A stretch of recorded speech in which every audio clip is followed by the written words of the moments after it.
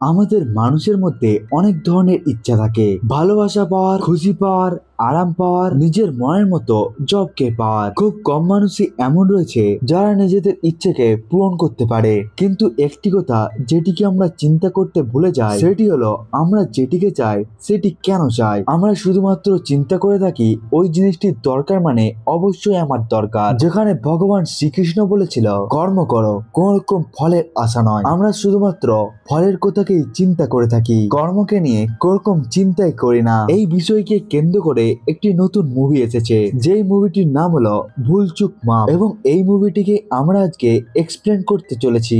চলুন বন্ধুরা, এবার এই মুভির কাহিনীকে শুরু করা যাক। মুভির শুরুতেই আমরা রঞ্জন এবং তিতলিকে দেখতে পাই, যারা একে অপরকে খুবই বেশি ভালোবাসে। তাদের ভালোবাসা এতটাই বেশি পরিমাণে এগিয়ে গিয়েছিল, যার জন্য তারা আজকে ঘর থেকে পালিয়েও গিয়েছিল। কিন্তু তারা কোনোভাবে পুলিশের হাতে ধরা পড়ে যায়। পুলিশ যখন রঞ্জন এবং তিতলির ফ্যামিলির সম্বন্ধে জানতে পেরে যায়, তখন তারা তাড়াতাড়ি পুলিশ স্টেশনের মধ্যে তাদের ফ্যামিলিকে ডেকে নেয় এবং পুলিশ তাদের ফ্যামিলিকে জিজ্ঞাসা করে এমনটা কি চলছে। রঞ্জন এবং তিতলি পুলিশকে বলে দেয় তারা একে অপরকে খুবই বেশি ভালোবাসে, এমনকি তারা বিয়েও করতে চায়। কিন্তু তিতলি ফ্যামিলি এটিকে বলছিল রঞ্জন কোন রকম কাজকে করে না, এমনকি সে কোন রকম কাজকেও খুঁজে না। এই জন্য এমন জীবিকাবিহীন মানুষের সাথে আমার মেয়ে কেমন ভাবে থাকবে। এই সময়ের মধ্যে তিতলির বাবা রঞ্জনকে বলতে থাকে সে যদি 2 মাসের মধ্যে সরকারি চাকরিকে খুঁজে নিয়ে আসে, তাহলে সে রঞ্জনের সাথে তিতলির বিয়েকে করিয়ে দিবে। কিন্তু সে যদি কোন রকম জবকে খুঁজে না পায়, তাহলে রঞ্জন যেন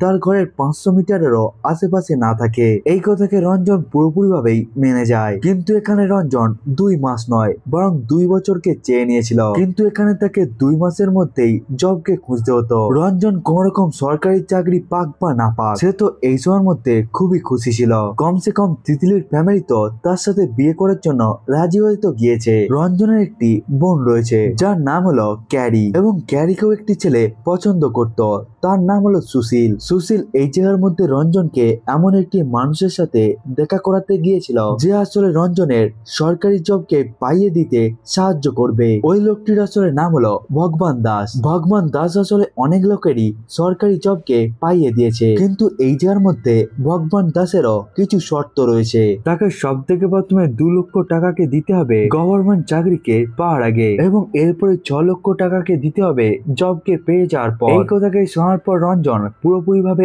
অবাক হয়ে যায়। আসলে তার কাছে তো কোন রকম জব নেই, এবং তার মা আসলে আচার বানানোর কাজকে করে থাকে, এবং তার বাবা তার মতোই বেকার। এরপরে রঞ্জন সমস্ত প্রবলেমকে নিয়ে তিতলির কাছে পৌঁছে যায়, এবং সে তিতলিকে সমস্ত কথাই বলে দেয়। রঞ্জন তিতলিকে বলতে থাকে এখন 6 লক্ষ টাকার কথা তো ভুলে যাও, কিন্তু এখন তাদেরকে 2 লক্ষ টাকার কথাকে ভাবতে হবে, এবং 6 লক্ষ টাকা তো আসলে তিতলির বাবা মা তাকে যৌতুক হিসাবে দিয়ে দিবে। তিতলির মায়ের কাছে একটি সোনার হার রয়েছে, এবং ওটিকে জমা রেখে তারা 2 লক্ষ টাকাকে নিয়ে নিবে। কারণ তারা যদি রঞ্জনের মায়ের সোনার গয়নাকে রাখার কথা ভাবে, তাহলে রঞ্জনের মা রঞ্জনের হাত পাকে তো ভাঙবেই, এর সাথে সে তার বাবারও পাকে ভেঙে দিবে।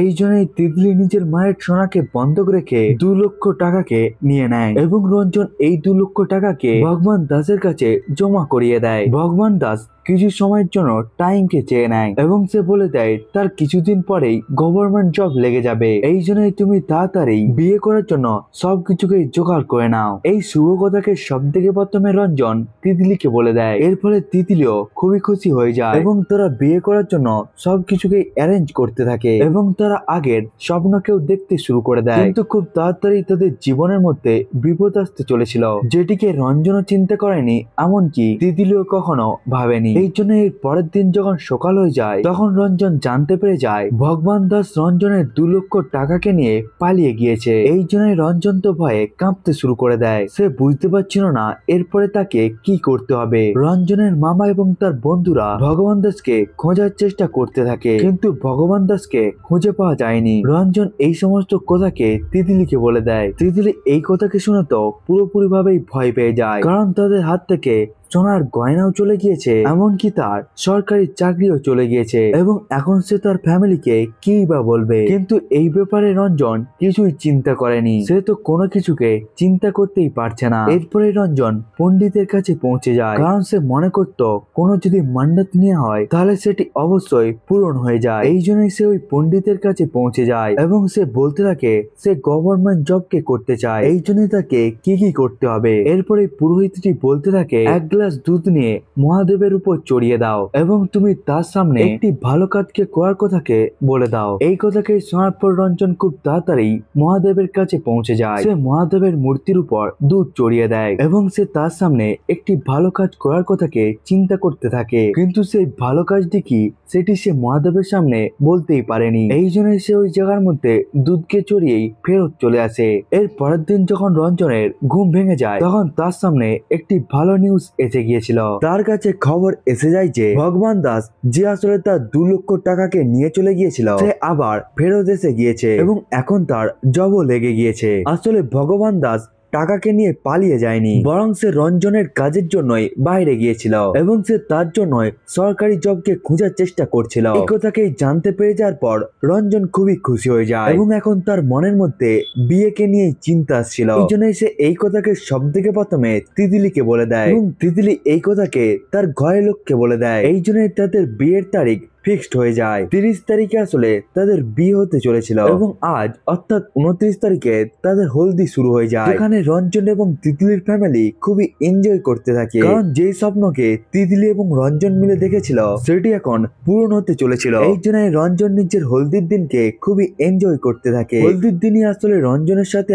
আবার দেখা হয় তিতলি এবং সে তিতলিকে বলতে থাকে তুমি এমনই থাকো এবং কখনোই তুমি পরিবর্তন হয়ে যেও না। তারা দুজনে একে অপরের সাথে খুবই ভালো থাকতে শুরু করে। কিন্তু এর পরের দিন যখন সকাল হয়ে যায় তখন রঞ্জন আবার দেখতে পায় তার ঘরের মধ্যে আবার হলদির প্রোগ্রাম চলছে। এই জন্যই সে নিজের মাকে বলতে থাকে এটি তুমি কি করছো, আজ আসলে 30 তারিখ, এই জন্য বিয়ের জন্য আমাদেরকে তিতলির ঘর যেতে হবে। কিন্তু রঞ্জনের মা বলতে থাকে আজকে 30 তারিখ নয়, বরং আজকে হলো 29 তারিখ এবং আজকে তাদের ঘরের মধ্যে হলদি হতে চলেছে। এই কথাকে শোনার পর রঞ্জন অবাক হয়ে যায় এবং সে মনে করতে থাকে হয়তো কালকে সে গভীর একটি স্বপ্নকে দেখেছিল, এই জন্য সে আজকের দিনে নর্মাল থাকতে শুরু করে। রঞ্জন আজকের দিনকে যে কোনো ভাবে কাটিয়ে নেয়, কিন্তু রঞ্জন যখন আবার পরের দিন ঘুম থেকে উঠে পড়ে তখন সে দেখতে পায় আবার আগের দিন অর্থাৎ আজকের দিন আবার তাদের ঘরের মধ্যে হলদির প্রোগ্রাম চলছিল। এই ঘটনাকে আবার দেখে রঞ্জন তখন পুরোপুরি ভাবেই অবাক হয়ে যায়, কারণ আজকে তাদের ঘরের মধ্যে আবার হলদি হতে চলেছিল। সে 2 দিন ধরেই এই জীবনকে কাটিয়ে এসেছে এবং আজকে এটির 3য় দিন ছিল এবং সে 3য় দিনকেও এইভাবেই কাটিয়ে নেয়। কিন্তু 4র্থ দিন যখন তার আবার চোখ খুলে যায় তখন সে দেখতে পায় এটি আসলে তার সেই হলদিরই দিন। এই জন্য সে এই জায়গার মধ্যে অজ্ঞান হয়ে যায়। এরপরে রঞ্জনকে ডক্টরের সামনে নিয়ে যাওয়া হয়, কিন্তু ডক্টরের কাছে এরকম কোন রকম সমাধান নেই, কারণ রঞ্জন এই সময়ের মধ্যে একটি সময় লুপের মধ্যে ফেঁসে গিয়েছিল। আসলে রঞ্জন 29 তারিখের মধ্যেই থেমে গিয়েছে এবং তার জীবনের মধ্যে 30 তারিখ আর আসছেই না এবং সে এই কথাকে তিতলিকেও বলে দেয়, কিন্তু তিতলি তার এই সমস্ত কথাগুলোকে শুনছিল না। সে মনে করতে থাকে রঞ্জন তো এমনই বাহানা দিয়ে থাকে এবং সে এই ধরনেরই বোকামিকে করে থাকে, এই জন্যই তো সে এই কথাকে মানেনি। এই জন্যই রঞ্জন পরপর 7 দিন নিজের হলদির দিনকে কাটাতে থাকে এবং এখন তার কাছে কোন রকম রাস্তাও ছিল না। এরপরে সে একদিন তিতলিকে বলতে থাকে সে একটি দিনের মধ্যে ফেঁসে গিয়েছে এবং সে তিতলিকে খুব ভালোভাবে বোঝাতে থাকে। তিতলিও মেনে নিয়েছিল, এমনকি তার মামাও মেনে নিয়েছিল এবং তার বন্ধুও মেনে গিয়েছিল। সে তাদেরকে বলতে থাকে সে পণ্ডিতের কাছে গিয়েছিল এবং সে তার সামনে একটি মান্নাত নিয়ে নিয়েছিল, এই জন্য সে ওই পণ্ডিতের কাছেই আবার ফেরত চলে আসে। পণ্ডিতটি রঞ্জনকে বোঝাতে থাকে তুমি ওই দিনের মধ্যে একটি মান্নাতকে চেয়ে নিয়েছিলে, তুমি একটি ভালো কাজ করবে সেটির কথাকে তুমি বলেছিলে, কিন্তু তুমি ওই ভালো কাজটিকে কখনোই করনি। এই জায়গার মধ্যে রঞ্জনের মামা তিতলি এবং তার বন্ধুরা তাকে বলতে থাকে একটি কাজ তো যে কোনোই হতে পারে, তুমি গরুকে তো রুটি খাওয়াতে পারো এবং তুমি কাকদেরকে তো খাওয়ার খাওয়াতে পারো, এমনকি তুমি ক্ষুধার্ত মানুষদেরকেও তো খাওয়াতে পারো। এমন ভাবে রঞ্জন কিছু ভালো কাজকে করতে থাকে, কিন্তু এরপরেও রঞ্জনের কাছে তার 30 তারিখ আসেনি। রঞ্জন এই জায়গার মধ্যে খুবই বড় অসুবিধার মধ্যে পড়ে গিয়েছিল, সে বুঝতে পারছিল না এমন থেকে তারিখে কোন ভালো কাজ করতে হবে, তার ফলে তার জন্য 30 তারিখ এসে যাবে। এরপরে সে অনেকগুলো বাবার কাছেও পৌঁছে যায় এবং সে তাদের কাছ থেকে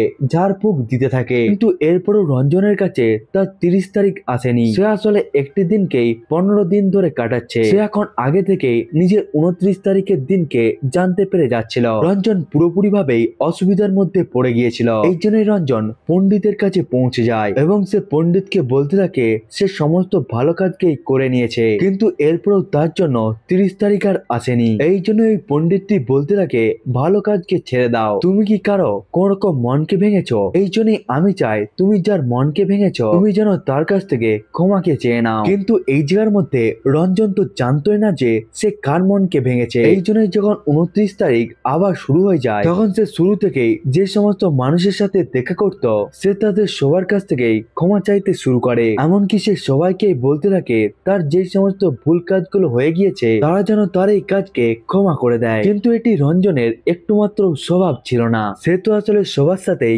খারাপ ভাবেই কথা বলে। এই জন্য রঞ্জন যে সমস্ত মানুষদের কাছ থেকে সরি চাইছিল সেই সমস্ত মানুষগুলো তো আসলে অবাক হয়ে যাচ্ছিল রঞ্জন এমন কেন সবাইকেই সরি বলছে। সে নিজের বাবা মায়েরও পাকে ছুঁয়ে নেয়। তার বাবা মাও তো পুরোপুরি ভাবে অবাক হয়ে যায়। তারা এই জায়গার মধ্যে মনে করতে থাকে তারা নতুন কেমন রঞ্জনকে দেখতে পাচ্ছে। এর পরের দিন যখন সকাল হয়ে যায় তখন রঞ্জন মনে করতে থাকে হয়তো এখন সবকিছুই পরিবর্তন হয়ে যাবে, কারণ সে সবার কাছ থেকেই ক্ষমাকে চেয়ে নিয়েছে। কিন্তু এখনো কিছুই পরিবর্তন হয়নি, কারণ এর পরের দিন আবার 29 তারিখই ছিল। এখন রঞ্জন পুরোপুরি ভাবেই পাগল হয়ে যায় এবং সে খুব তাড়াতাড়ি একটি মদের দোকানের কাছে পৌঁছে যায়। সে ওই জায়গার মধ্যে খুব বেশি মদকে খেয়ে নেয় এবং সে নিজের জীবনকে নিয়ে নেওয়ার জন্য চলে যায়। কিন্তু যখন সে একটি ব্রিজের কাছে পৌঁছে যায় নিজের জীবনকে দিয়ে দেওয়ার জন্য তখনই তার সাথে দেখা হয়ে যায় হামিদ নামক একটি ছেলের, যে এই জায়গার মধ্যে রঞ্জনের মতোই আত্মহত্যা করতে এসেছিল।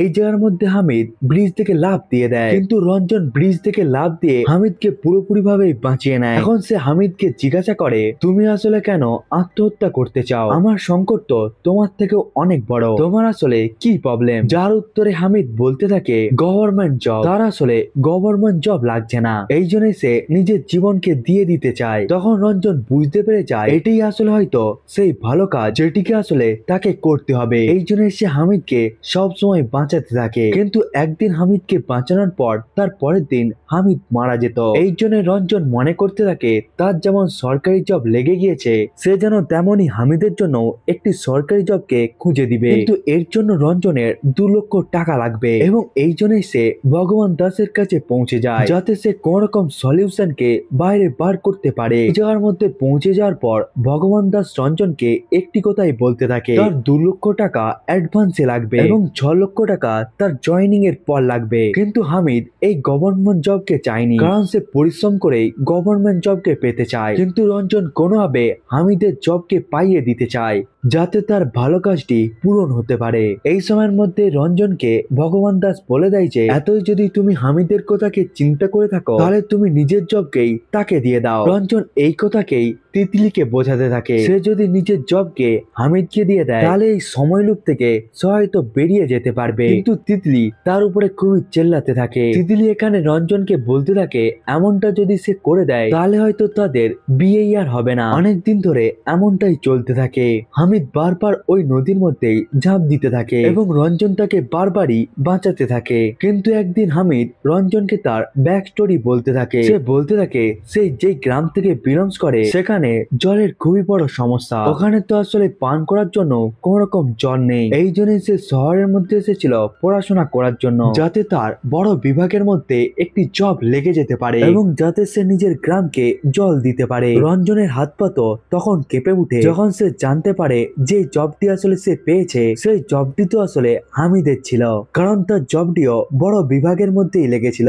ভগবান দাসও তাকে বলে দিয়েছিল যে জবটিকে আসলে তুমি পেয়েছো সেই জবটি আসলে হামিদেরই। এই ব্যাপারে রঞ্জন খুবই বেশি চিন্তা করতে থাকে এবং সে এই ব্যাপারে তিতলির সাথেও কথা বলে। সে তিতলিকে বলে দেয় সে এমন ভাবে কারো জীবনকে বরবাদ করতে পারবে না। সে যদি এই জবটিকে করে তাহলে এই জায়গার মধ্যে হামিদের জীবন চলে যাবে। কিন্তু তিতলি রঞ্জনকে বলতে থাকে সে যেন এই জবকে না ছাড়ে, কারণ এই গভর্নমেন্ট জবটি না থাকলে তাদের বিয়ে হবে না। এর পরের দিন যখন রঞ্জন সকালবেলায় উঠে পড়ে তখন ওই দিনটি অন্যান্য দিনের থেকে পুরোপুরিভাবেই আলাদা ছিল, কারণ আজকে 29 তারিখ নয় বরং 30 তারিখ ছিল এবং এই দিনটি পুরোপুরিভাবেই বদলে গিয়েছিল। এবং একটি কথা আমরা যেটিকে জানতে পেরে যাই, রঞ্জন নিজের জবকে হামিদের নামে করে দিয়েছে, কিন্তু সেই কথাকে কাউকেই বলেনি। সে তো পুরোপুরিভাবেই বিয়ে করার জন্য তিতলির ঘরে পৌঁছে যায়। সে ওই জায়গার মধ্যে পৌঁছে গিয়ে খুবই উল্টাপাল্টা ডান্স করতে শুরু করে এবং সে সবার সামনেই নিজের জবের কথাকে বলে দেয়। সে সবাইকেই বলে দেয় যে সে নিজের জবকে ছেড়ে দিয়েছে, কারণ ওই জবের জন্য প্রাপ্য লোকটি ছিল হামিদ। এই কথাকে শোনার পর তিতলি এবং রঞ্জনের ফ্যামিলির লোকেরা রঞ্জনকে বকাবকি করতে শুরু করে দেয় এবং তারা সবাই রঞ্জনকে খুবই খারাপ কথাই বলতে শুরু করে। কিন্তু কিছু সময় পরেই ওই জায়গার মধ্যে ভগবান দাসের এন্ট্রি হয়ে যায়। সে বলতে থাকে আমি অনেক মানুষেরই সরকারি জবকে লাগিয়ে দিয়েছি, আমার আসলে এতটা কখনোই খুশি হয়নি যে যতটা খুশি সে আজকের দিনে হয়েছে, কারণ আমি আজকে প্রথমবারের জন্য দেখেছি কেউ নিজের গভর্নমেন্ট জবকে অন্য কাউকেও দিয়ে দিচ্ছে। এই মানুষটি আসলে ওই জবের জন্য প্রাপ্য। তোমাদের নজরে হয়তো রঞ্জন একটি বোকা মানুষ, কিন্তু সে আসলে একটি খুবই ভালো মানুষ। তোমরা যদি এমন ধরনের বুঝদারিকে না দেখাতে পারো তাহলে এমন ধরনের বুঝদারি করতে থাকা মানুষকে কখনোই আটকিও না। ভগবান দাসের এই সমস্ত কথাগুলোকে শোনার পর সবাই ইমোশনাল হয়ে যায় এবং এখন তাদের সবাই বিয়ে দেওয়ার জন্য মেনে যায় এবং রঞ্জন এবং তিতলির খুবই ধুমধামের সাহায্যে বিয়ে হতে থাকে, কারণ সবশেষে ভগবান দাস একটি কথা বলেছিল যেটি আসলে ভগবান শ্রীকৃষ্ণ বলেছিল, ফলের কথাকে কোন রকম চিন্তা করো না, শুধুমাত্র কর্মকে করে যাও। বন্ধুরা, এটাই ছিল ভুলচুক মাপ মুভির পুরো কাহিনী। বন্ধুরা, আজকের ভিডিওটা এতটা পর্যন্তই। দেখা হচ্ছে অন্য একটি ভিডিওতে, ততক্ষণের জন্য বাই বাই।